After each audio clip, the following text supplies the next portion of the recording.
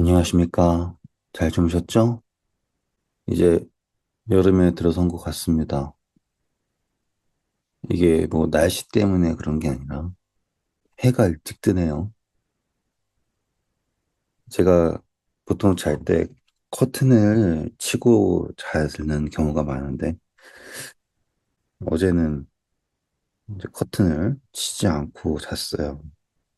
생각해 보니까 갑자기 너무 밝은 거예요. 그래서 벌떡 일어나가지고 아이고 늦잠 잤구나 했는데 네. 참 하나님은 우리에게 매일을 다른 날로 소개시켜 주시는 것 같다라는 생각을 해요.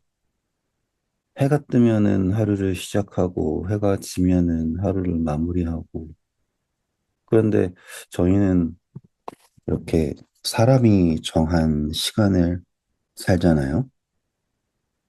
그러다 보니까 뭔가 모르겠습니다. 오늘따라 약간 더 이질감을 느꼈어요.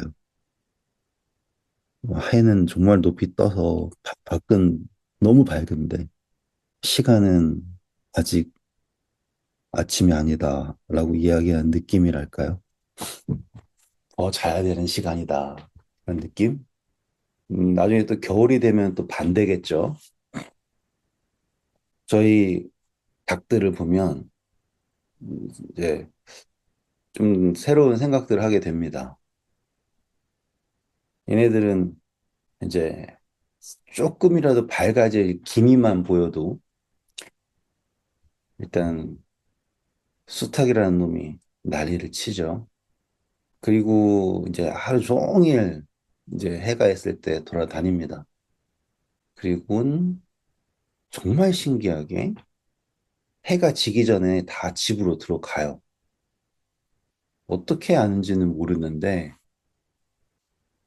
해가 지기 전에 다 집에 들어가서 이제 자리를 잡고 잡니다. 그러니까 시간이 그런 거예요. 겨울에는 또 해가 짧으니까는 뭐 짧게 살겠지만 또 여름에는 또 해가 기니까 또 길게 사는 거예요. 시간을 보고 사는 건 아닌데 이 닭이라는 동물은 정말 시간을 잘 삽니다. 모르겠어요. 제가 지금 말을 하면서도 횡설수설처럼 저 스스로에게 느껴질 정도예요. 근데 재밌는 건요.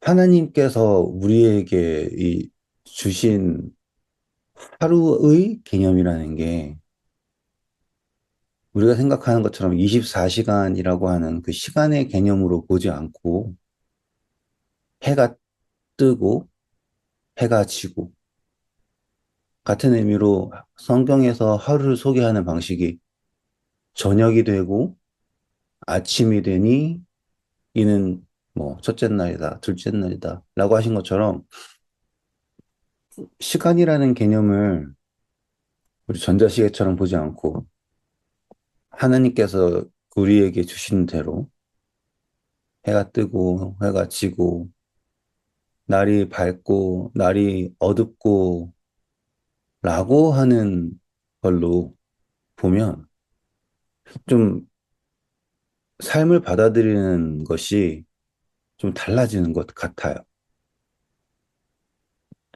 성경에 그 다윗이 이렇게 말을 합니다. 우리에게 우리의 나를 계수하는 마음을 주사, 지혜를 주사라고 하는 표현이 나와요. 시간을 계산한다라는 개념이 아니라 나를 계산한다라는 느낌이에요. 어떻게 생각하시나요? 우리가 어제 영원이라고 하는 개념을 이제 공부를 했습니다. 이 영원이라고 하는 것은 무한한 시간의 연속을 말하는 게 아니라 존재로서 영원히 어떠합니다라는 걸 저희가 생각을 했어요. 그런데 하나님께서는 그저 우리 인간을 영원이라고 하는 어떤 측정할 수 없는 그러한 시간의 개념이라고 하는 그곳에 우리를 던져두시지 않으셨습니다. 분명 죄가 들어오기 전, 죽음이라고 하는 것이 소개되기 전에 하나님께서는 날이라고 하는 개념을 주셨어요. 그러니까 무한한 시간의 흐름이다라고 하는 우리가 익히 생각하는 영원 속에도 하나님은 의도를 가지시고 날이라고 하는 개념을 주셨다라는 거죠. 그래서 이사야서 66장에 보면 이 새 하늘과 새 땅에도 여전히 매 안식일과 월삭이다라고 하는 그러한 개념을 주셨습니다. 뭐 어떤 분들은 그것을 문학적으로 해석하자라고 생각할 수 있지만 하늘에서는 날짜의 개념이 의미가 없습니다. 영원이기 때문에 우리가 우리의 삶을 초 단위로 생각하고 있지 않잖아요. 내가 태어난 지 몇 초가 지났습니다. 하고 있지 않은 것처럼 영원 속에서 시간을 센다라는 것만큼 의미 없는 행동은 없습니다. 라고 생각할 수 있잖아요. 왜냐하면 영원히 사는데 매 하루하루를 세고 있다라는 것 자체가 의미가 없어요. 그런데 다시 말씀드리지만 죄가 들어오기 전에 아직 죽음이라는 것이 소개되기 전에 영원이라는 것이 모두에게 당연하다 생각될 때 하나님은 저녁이 되고 아침이 된다. 그리고 새로운 날이다. 그리고 그 날의 변화를 하늘의 별들을 바라보면서 그 해는 낮을 주관하게 하시고 달은 밤을 주관하게 하시고 별들을 두셔서 징조와 절기와 이런 그 계절을 볼 수 있게 하셨다라는 이야기가 나. 다시 말씀드리지만 죄가 죽음이 소개되기 전에 하나님께서는 이미 우리에게 그것을 주셨다라는 거죠.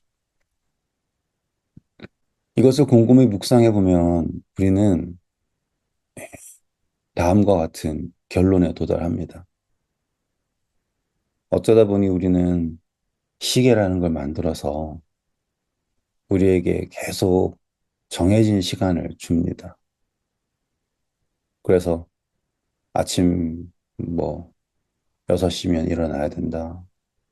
뭐 밥은 어떻게 뭐 몇 시에 먹어야 되고 몇 시 후에는 뭘 해야 되고 이렇게 변하지 않고 정해진 시간을 만들어 놓고 거기에서 맞춰 살려고 해요. 그런데 지금도 저기 밖에서 울고 있는 닭들을 생각하면 얘네들은 정해진 시간을 사는 게 아니라 하나님께서 주시는 그 언약에 닿은 예, 해가 뜨는 시간에 아침을 시작하고 예, 해가 지면 또 신기하죠. 어떻게 이렇게 잘 아는지 몰라요. 네. 이거를 가만히 보지 않습니까? 그러면 하나님께서 이 셀 수 없다, 또 측량할 수 없다라고 하는 영혼을 일부러 우리를 위해서 하루라고 하는 개념으로 쪼개 놓으셨고, 그리고 그 하루라고 하는 그 날을 우리에게 새로움이다라고 하는 선물로 주셨다라는 걸 볼 수가 있어요. 그리고 정말 정말 재밌는 것은 하나님이 이 중에 여섯은 너에게 주어진 날이고, 그리고 일곱째 날은 나를 위해서 너와 나의 그 관계를 위하여서 기억하라라고 이야기하셨다는 거죠. 잘 생각해 보세요. 되게 재밌는 부분입니다. 어쩌면 의미 없는 부분일 수도 있지만 너무나 중요한 부분이에요. 영원이라고 하는 개념에서 하나님이 나을이라라고 하는 걸 보이시고, 그리고 거기에 기억하라라고 하시는 장면. 이 성경절 한번 찾아보겠습니다. 민수기예요. 민수기 10장 10절입니다. 민수기 10장 10절. 또 너희 희락의 날과 너희 정한 절기와 월삭에는 번제물의 위에와 화목제물의 위에 나팔을 불라. 그로 말미암아 너희 하나님이 너희를 기억하리라. 나는 너희 하나님 여호와니라. 여기에 한 가지 재미있는 개념이 들어갑니다. 일단 첫 번째, 너희 희락의 날, 너희의 정한 절기, 월삭이라고 하는 날짜에 대한 개념이 들어갔죠. 제가 주절주절 하나님이 왜 우리에게 날을 주셨을까라고 했는데 거기에 또 이제 화목제물을 드립니다. 그리고 거기에서 또 나팔을 부르래요. 그러면 어떤 일이 생기냐면 너희의 그로 말미암아 너희 하나님이 너희를 기억하리라. 나는 너희 하나님 여호와니라. 자, 지금 여기에서 우리가 바라볼 수 있는 건 뭐냐면 첫 번째 나를 기념하는 것 말하는 거고요. 그리고 거기에다가 이제 하나님께 제물을 드리는데 또 그 위로 또 나팔을 붑니다. 그러면 하나님께서 우리를 기억하신다. 이건 마치 우리가 하나님을 위해서 멋진 제사를 드리면 그 제사에 하나님이 봐주시면서 그렇지, 내가 너희를 좀, 이렇게 하는 느낌일까? 그게 아니에요. 이 말씀은 저희에게 분명하게 하나님이 우리에게 소개하시는 영원이라고 하는 거는 나를 기억하는 거예요. 그리고 기념하는 거예요. 그래서 서로가 서로를 기억하는 것이 하나님께서 그리시는 영원이라고 하는 개념인 거예요. 너무너무 재밌는 겁니다. 그리고 하나님께서는 서로가 서로를 기억하는 그 날들을, 하루를요, 매일매일 새로운 날이라고 소개하시고 싶었던 거예요. 엿새는 하나님이 우리에게 주셨습니다. 그리고 일곱째 날은 우리에게 하나님을 기억하라라고 하는, 네, 또 특권을 주셨어요. 하나님은 여인이 어찌 그 젖먹이는 자식이 있겠느냐라고 하는 것처럼 잊지 못하십니다. 우리를 잊는다는 건 말이 안 되죠. 그런데 이 날을 센다라는 개념이, 그리고 기념한다라고 하는 이것이 하나님과 우리의 사이가 이 영원이라고 하는 측량할 수 없는 그 어떠한 개념 속에서 서로가 서로를 기념하면서 새롭게 된다라는 거가 성경이 우리에게 소개하는 말인 거예요. 다시 우리 닭들 이야기로 돌아와서요. 저는 저놈들이 어떻게 일어나고 또 어떻게 자러 가는지 몰라요. 근데 잘해요. 지금도 밖에서 너무 시끄럽게 울어가지고 닭을 키우는 걸 후회한 적이 많습니다. 지금도 후회할 때가 있어요. 근데 보고 있으면 하나님이 창조하셨다라는 게 신기해요. 그런데 하나님이 저 미물인 닭에게도 하루를 기억하고 하루를 살 수 있는 그런 능력을 주셨다라면 오늘 저와 여러분에게는 이 하루를 어떠한 의미로 주셨을까? 닭들도 열심히 살거든요. 정말 열심히 살아요. 또 치열하게 삽니다. 서로서로. 우리도 열심히 살잖아요. 치열하게 살고. 뭐, 닭은 몇 년 못 살고 죽는데요. 따지고 보면 영원이라는 개념 속에서 우리도 얼마 못 살지 않습니까? 근데 다른 점이 있다면 우리는 이 날 속에서 하나님을 기념할 수 있고 또 하나님과 동행한다라고 하는 것을 발견할 수 있다. 그래서 제가 어제 시간을, 영원을 설명해 드리면서 말씀드렸던 것이 시간은, 우리가 만든 시간은 실제가 아닙니다. 시간을 우리가 끊임없이 나열해 놓고, 우리가 만든 시간을 끊임없이 나열해 놓고, 그것이 영원입니다라고 얘기하는 것은 의미 없는 계산일 뿐입니다. 왜냐하면 존재가 없다면 그 시간은 우리와 관계가 없기 때문에. 하지만 우리가 하나님과의 관계에 있다면 이 시간은 그저 숫자가 아닌 동행의 자치가 됩니다.